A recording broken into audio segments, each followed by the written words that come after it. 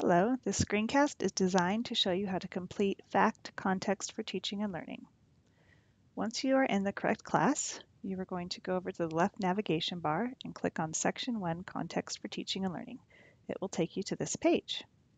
We are going to scroll past the assignment list, past the first assignment, the second assignment, and down to the third assignment, which is Fact Context for Teaching and Learning.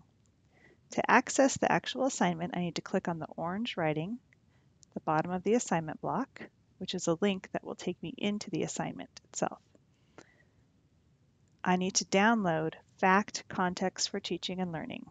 The conversation guide is exactly what it says it is. It's merely a guide for the conversations that the participating teachers and the support providers will be having about context for teaching and learning. But this Word doc, 1.3 Fact Context for Teaching and Learning, is the actual assignment that needs to be completed. So I'm going to click on it. It will download onto my computer, and then I'm going to open it and begin typing. So this first form is the fact verification form.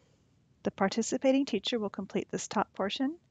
The support provider and the reviewer will complete the bottom portion. You can use this as a type of rubric to make sure that you're completing the assignment correctly. You'll want to look through these bullets and make sure that each requirement has been met. But also on each page there will be directions to give you guidance as well.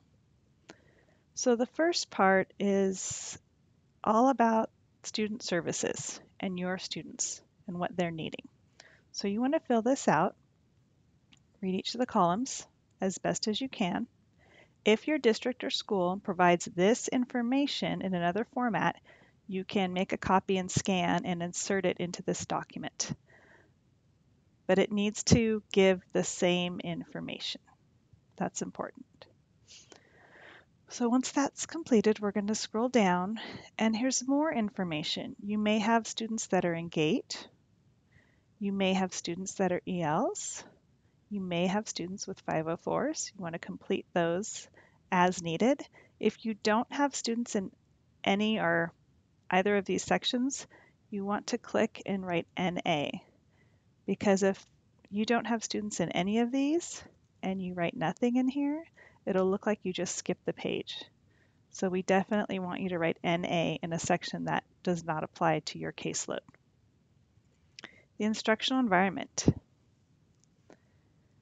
You want to include relevant information regarding student placement, equipment, instructional materials, technology, etc., and the rationale for your decisions. You can draw, or you can attach, or you can insert a photo of what your classroom or your instructional environment looks like here, and then provide the rationale down in this box. Why is your instructional setting set up the way it is? For the students, for you, we'd like to know. Next, school district information and resources. Please complete all sections. The highlighted areas are the ones that people frequently miss. So you definitely want to go through and insert a calendar of school events behind the form. You can also put a web link here. Just make sure that a person can copy and paste it and it will actually go to the calendar. But you just want to read through, take a look at all the information. This is just getting a general overall picture of your school and your district as well. So that keeps going. The school district and information resources, if your district does not provide the resource, write NA, that's okay. If your school district provides this information in another format, once again, you can scan it and insert it here. You may have basically a staff directory that you could put in place here. That would work. Homeschool communication. Communicating with families, with students, is extremely important in establishing a working relationship with them. So we want to know, how do you communicate and how do you document or track communication with families? Once again, you can insert evidence, a photo, a screenshot of the type of documentation or the tracking of communication that you do at the top, and then describe it below. How do you use it? Why do you use it? What is the purpose? This is definitely not just a list of who you called or who you contacted and when. It's about tracking communication. It's about documentation. and it's about staying organized as well. Site assignment orientation checklist. In a meeting with your administrator or another designee, you're going to discuss each of these items. You will check them off as you go, and then after the meeting, you can check here to confirm that you had the meeting. As an ed specialist, you are going to also have a discussion about case manager roles and responsibilities as well.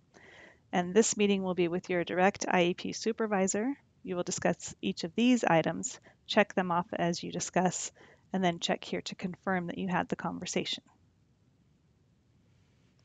And last but not least, there's a community map. So you can insert or draw a map of your school's community here.